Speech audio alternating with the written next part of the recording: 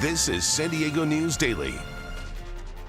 I'm Monica Dean. Let's get into your top local stories on this Monday. The driver arrested in connection with a hit-and-run crash in the East County that left a 12-year-old boy seriously hurt will be in court in about an hour from now. 35-year-old Danny Corcus is accused of hitting the boy who was trying to cross Ballantine Street almost 2 weeks ago. The 12-year-old had just left El Cajon City Park where he'd been playing with friends. Police were able to track down the hit-and-run driver, partly thanks to license plate reader cameras. Corcus was released on bond after his arrest, but failed to show up for his hearing and was rearrested. He now faces 2 felony charges. His arraignment is set for 1:30. In the South Bay, Halloween ended tragically for 2 teenagers who were shot and killed at a house party. Now families are grieving as police try to find the shooter.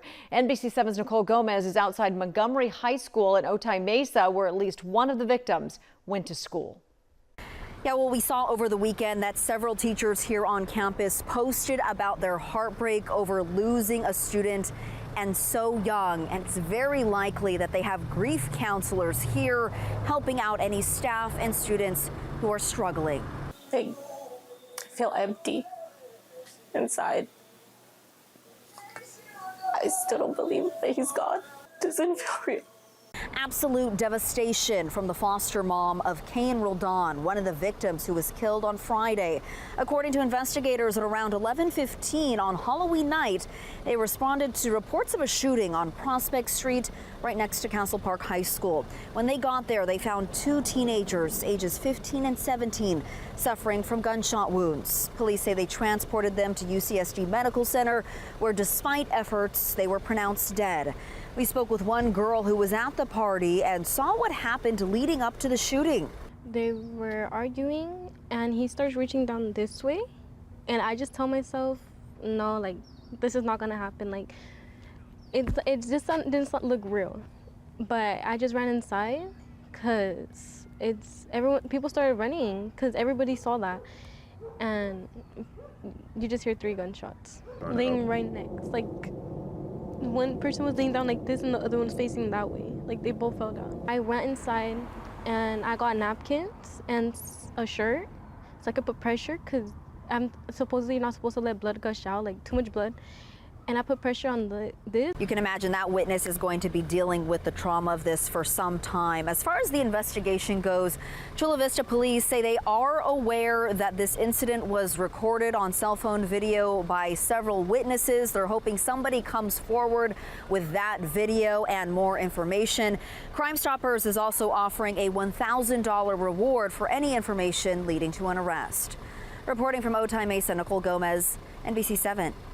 Oh, such a sad story there. Nicole said the Sweetwater Union School District, where at least one of the victims was a student, plans to send out more information today. We are following the latest right now as well on NBC7.com.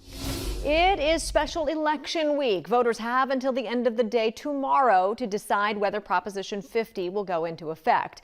Prop 50 looks to redraw congressional district maps, giving Democrats an edge in Congress. If approved, the changes would be temporary until the year 2030. After that, they would revert back to the current maps that were approved by the state's Independent Redistricting Commission. 68 voting centers are open countywide. They're open until 5 today with extended hours for Election Day. Polls are open at 7 tomorrow until 8 o'clock at night. You can also drop off your vote by mail ballot at a polling place or ballot drop box. Chief Meteorologist Sheena Parveen joins us now with a look at your forecast. Hi there.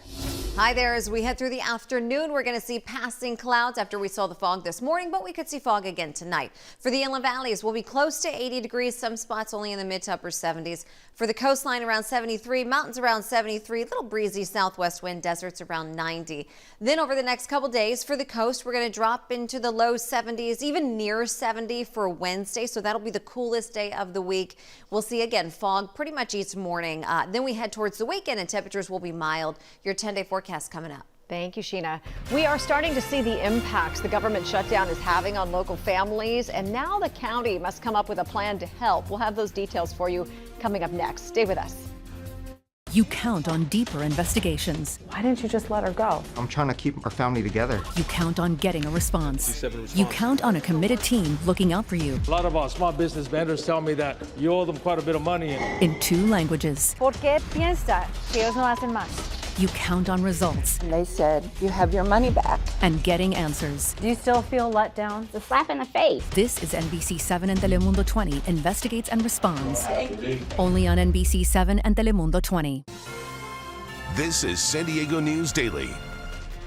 I'm Monica Dean. Welcome back. Even after the federal shutdown ends, hundreds of thousands of San Diegans could still be at risk of losing their food assistance or health care. So tomorrow, county leaders will be asked to consider a plan to preserve and expand some of those services. NBC 7's Audra Stafford explains. Supervisor Monica Montgomery Stepp says the goal of her plan is to create a safety net, both for the county and for San Diegans who could see their benefits reduced or gone completely. So thank you all so much for being here. This morning, she joined representatives from the San Diego Food Bank, Black Nurses Association, and other local organizations to sound the alarm about changes to food and medical benefits under the federal spending bill H.R. 1 that could impact county programs in the future. Montgomery Stepp is also proposing the county create a safety net bridge program. The proposal aims to establish transitional access clinics at the county's Live Well centers through partnerships with local hospitals and explore community health continuing medical education opportunities to recruit volunteer clinicians. The proposal also calls for building cold storage capacity at county facilities to support same-day access to fresh food and collaborating with community-based organizations to expand food access programs at county facilities. I firmly believe that the county must take proactive steps now to strengthen its role in linking residents with trusted community partners, expanding access to care, and ensuring that safety net resources are equitably utilized. If approved, tomorrow's action will direct county staff to come back in 45 days with an analysis of the potential costs and funding sources for the Safety Net Bridge program. From the County Administration Center, I'm Audra Stafford, NBC 7. Chief Meteorologist Sheena Parveen will have a look at your weather forecast right after this. NBC 7 and Telemundo 20. Weather coverage you count on. You count on accuracy. The winds are going to be increasing. You count on these experts. Take a look here at our future weather. In 2 languages. Más de 3 pulgadas de precipitación. You count on innovative tech. Look at our first alert Doppler radar. From a team you depend on. Dry conditions to round out this week. You count on early warnings. Because we had pretty significant rain. Because you know every second counts. They just kept getting worse and worse. This is First Alert Weather. This is coverage you count on. Only on NBC 7 and Telemundo 20. Hi there, I'm NBC 7 meteorologist Sheena Parveen. For today at the coast, we'll see passing clouds, high temperature right around 73. For the inland valleys, close to 80, but some spots could be in the mid to upper 70s. So passing clouds again for the inland valleys as well as the mountains and deserts. For the mountains, will be around 73 for a high. Deserts right around 90 degrees. As we head into the next couple days, a little bit of a cooling trend here. Coolest will be on Wednesday. Temperatures for the inland valleys mid 70s by then. For the coast around the low 70s. Into the weekend, pretty mild weather continues and then cooler next week. Mountains and deserts a little bit cool by the middle of this week and then a pretty nice weekend ahead. We do stay dry. Thank you. In Del Mar, the 2-day Breeders' Cup culminated with a win for the number 5 horse. They're coming to the finish, and it is Forever Young. Celebrate Japan! Forever Young took the lead in the final turn and headed on down the stretch. It is a win for the Japanese horse and the Japanese team behind it, and really a win for any bettors who had the combination of the 5, 7, and 1 horses. 1, 5, 7, baby. That's what I picked, and that's how it came down. Yeah! A lot of money, baby. That's what I'm talking about. Yeah! Always bet the Japanese. Always bet the Japanese. That was awesome. As always, awesome. That's why we're here. This was the 4th year Del Mar hosted the Breeders' Cup. Next year, the race will be held in Lexington, Kentucky, then in Belmont, New York in the year 2027. More coverage you count on at NBC7.com. Thanks for watching. Have a great day.